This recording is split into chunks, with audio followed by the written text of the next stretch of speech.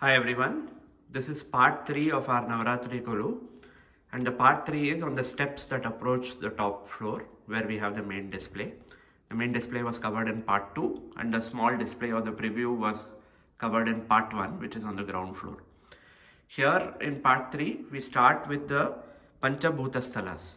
These are 5 sacred temples in South India which are dedicated to Lord Shiva, and each one represents one of the 5 elements of nature, that is earth, water, fire, air and space, which is Akasha. So here you have the earth or the Prithvi Lingam. This is in Kanchipuram.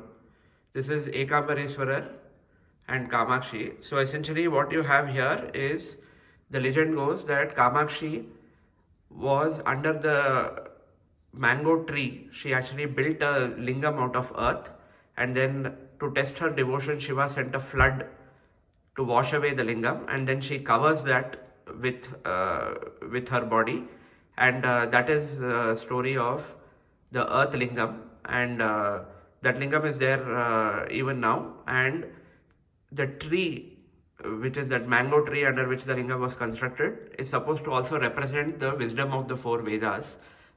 So that's also part of the legend. Then here you have the water or Jalam Lingam. This is in Tiruvannaikaval in Trichy.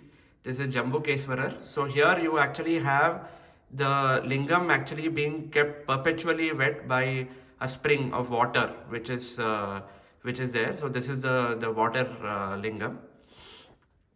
Next to that we have the fire or Agni Lingam, which is in Tiruvannamalai. So on the Tiruvannamalai hill, the entire hill actually is supposed to represent that Agni Lingam. And you have the Kartikeya Deepam festival, which is done there, where you can see the light for miles, the lights that are lit up there, which all symbolize the Agni Lingam. Below here you have the Vayu Lingam, which is in Sri Kalahasti. So it is Sri Kalahastiswara who's there. And then this Vayu Lingam, actually the legend goes that even though the lingam itself is solid and there is a both that as well as the flame that is there, the flame flickers, and the lingam is also supposed to move by the gust of the wind. So that's the Vayu Lingam that's there. And then here you have the sky or Akasha Lingam, which is depicted by Nataraja, Lord Nataraja, who depicts the whole cosmos and the cosmic dance. So this is along with Parvati in the Sivakami Amman form, which is there in Chidambaram. And below, behind the curtain, there's also supposed to be what is called the Chidambaram Rahasyam, which is the entire wisdom of the cosmic dance or the cosmos is said to be encapsulated there. So this is essentially the Panchabhuta Sthalas, which is the 5 major elements represented each by a different Shivalingam. I'll move on to some of the other legends that are depicted here on these stairs. This is the story of the Kanakadhara Stotram. In the Kanakadhara Stotram, essentially what happens is that Adi Shankara, who you see here, comes to the hut of a poor Brahmin lady and asks her for food. And she is poor and has only one amla or one gooseberry in her house, which he then gives as alms to Adi Shankara. Moved by her generosity, Adi Shankara actually composes the Kanakadhara Stotram, and in response then you have goddess Lakshmi coming and giving this shower of gold and gooseberries, a full rain on to this lady. So that's the story of the Kanakadhara Stotram. Here you have the story of the Gajendra Moksham. In the story of the Gajendra Moksham, the Gajendra, that is the lord of the elephants that you see here, he is a great Vishnu Bhakta. He goes to the river to gather some flowers to pray to Vishnu.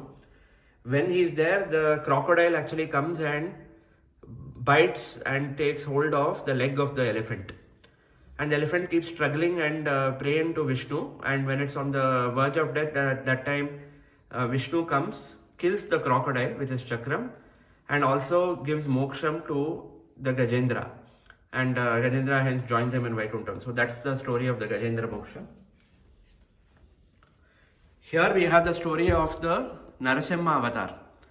So in the Narasimha avatar, you have Hiranyakashipu here, who of course with great penance gets powers such that he is not going to be killed either by a man or an animal, not in the morning or in the night, not inside or outside, not on the ground or in the air. So those are the conditions that he kind of secures through his penance.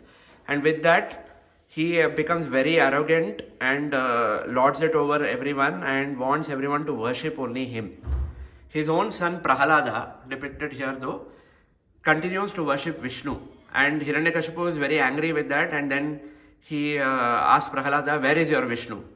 And when Prahalada replies that Vishnu is everywhere, then Hiranyakashipu arrogantly says, is he in this pillar? And then he shatters the pillar, and out comes Narasimha, an avatara of Vishnu, who is a lion and a man, so a mix of both. So satisfies that first condition, that when he kills Hiranyakashipu, which is that he is neither a man nor an animal.